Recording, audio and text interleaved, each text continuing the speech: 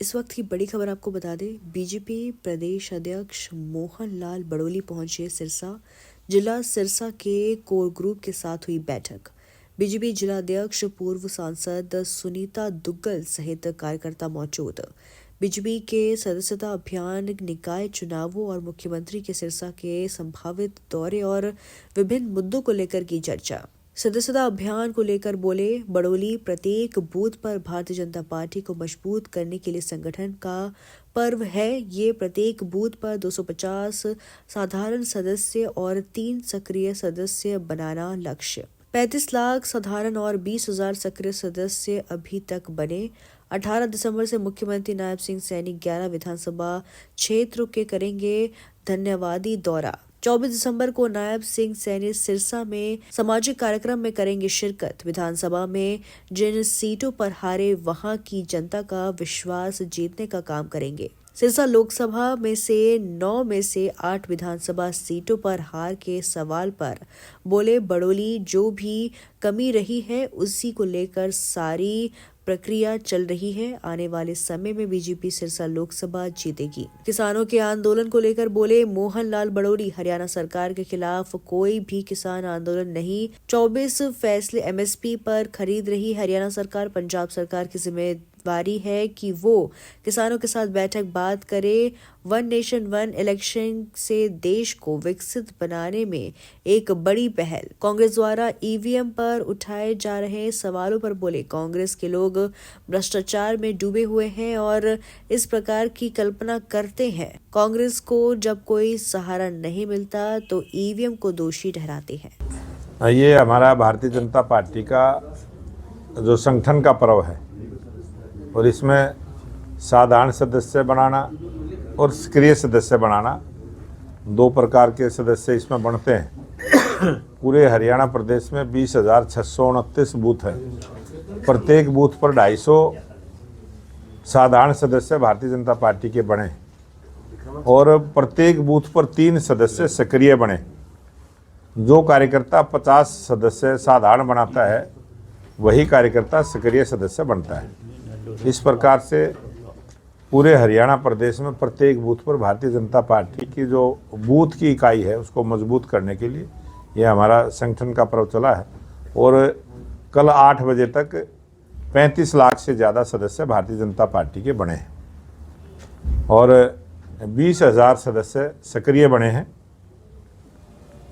और जो भी टारगेट सिरसा जिले का है, ये उसको पूरा कर पाएँ, उसकी पूरी जानकारी की समीक्षा बैठक आज कोर ग्रुप के साथ हुई है। हमारा सिरसा जिला में 25 सदस्यों का कोर ग्रुप है, जिनके साथ बैठ के आज पूरी चर्चा हुई है। और इसके बाद 2 नगर पालिकाओं को, नगर निकाय के चुनाव यहाँ पर हैं, उनके बारे में भी हमने चर्चा की है कि चुनाव लड़ने वाले जो कार्यकर्ता हैं वो अच्छे से जनता में जाना आना शुरू करें और अपनी सदस्यता के माध्यम से जनता के बीच में जाएं। और भारतीय जनता पार्टी का जो हमारा संगठन का पर्व है, इसमें हमारी बूथ इकाई से लेके फिर मंडल इकाई, फिर जिला की इकाई, इस प्रकार से चुनावी प्रक्रिया रहती है। उसके बारे में पूरी विस्तार से चर्चा की है। और आज जो हमारी सरकार तीसरी बार हरियाणा प्रदेश में भारतीय जनता पार्टी की स्पष्ट बहुमत की सरकार बनी है और हमारे लोकप्रिय मुख्यमंत्री नायब सिंह सैनी ने जो धन्यवाद सभाएं करने का जो फैसला लिया है, अभी 18 तारीख से पंचकुला से, कालका से शुरू होगा और ऐसी 11 विधानसभाएं इस महीने में चिन्हित की हैं। इसमें 24 तारीख को एक प्रोग्राम यहाँ पर सिरसा जिला में भी है। वो एक सामाजिक संस्था का प्रोग्राम है, उसमें मुख्यमंत्री जी आएंगे। उसकी चर्चा भी कोर ग्रुप में बैठ के हमने की है कि जो सरकार के काम हैं और जो कुछ सरकार के कराने के लायक काम किसी भी कार्यकर्ता के मन में आता है, कोई सुझाव जनता के बीच से आता है, वो भी जब जनता के बीच में जाएंगे, वो काम के सुझाव आएंगे, उन कामों को भी करवाने का हम प्रयास करेंगे। सर, 37 ऐसे हलके हैं जिनमें टारगेट है वो 50% से नीचे रहा है सदस्यता अभियान का। कालांवाली में सबसे कम रहा है, क्या अब अचीव हो पाएगा? हालांकि समय अभी कम बचा है। हाँ, बहुत जल्दी अचीव हो पाएगा वो। और ये जो आंकड़ा 3 दिन पहले का था जी, और थोड़ा उसमें प्रोग्रेस हुई है। आज कालावाड़ी में मैं खुद बैठक लेने के लिए जाऊंगा। जी। और जो हमारी पार्टी का संविधान है कि जो टारगेट देते हैं उसका 50% से अगर कम काम रहता है तो वहाँ चुनाव की प्रक्रिया शुरू नहीं होती। इसीलिए प्रत्येक बूथ की इकाई का भी जब चुनाव वहाँ होगा जहाँ कम से कम 50 सदस्य पार्टी के बनेंगे। जी।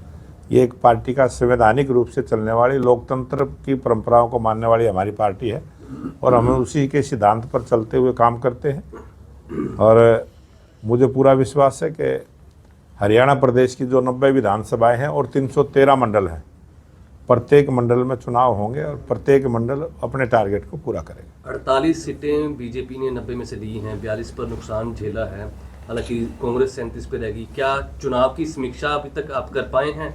42 सीटों पर क्यों हार का सामना करना पड़ा? बिल्कुल, हमने हर सीट का समीक्षा बैठक की है, हर सीट की पूरी जानकारी ली है। सब चीज़ों की कमजोरी का सबने ध्यान करवाया है और वो कमजोरी आगे भविष्य में ना हो उसको दूर करने के लिए हमारी ये सारी प्रक्रिया चली है। और आने वाले समय में आप देखेंगे जब भी चुनाव होगा, भारतीय जनता पार्टी कमल के फूल की जीत सिरसा जिला में भी होगी और इस लोकसभा में भी। बिल्कुल भी कोई भेदभाव नहीं है, किसी प्रकार का ना भेदभाव होगा। अगर इस प्रकार की कोई बात है उसकी हम जानकारी लेंगे।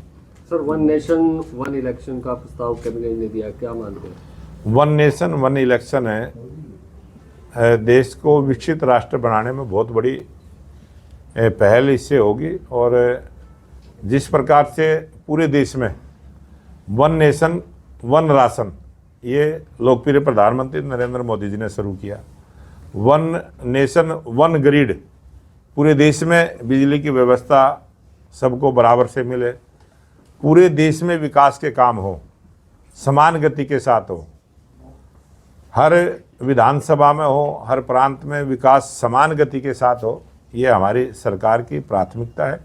और देश के लोकप्रिय प्रधानमंत्री नरेंद्र मोदी जी ने जो ये विजन लिया है वन नेशन वन इलेक्शन का, ये देश के हित में होगा। और बहुत ही ऐसा काम जो विकसित राष्ट्र हैं वहाँ पर इस प्रकार के काम हुए हैं और भारत भी विकास की दृष्टि से बहुत आगे बढ़ेगा। कांग्रेस कहती है अगर विधानसभा चुनाव में ईवीएम से चुनाव ना होता तो सरकार बीजेपी की ना बनती, कांग्रेस की आ जाती।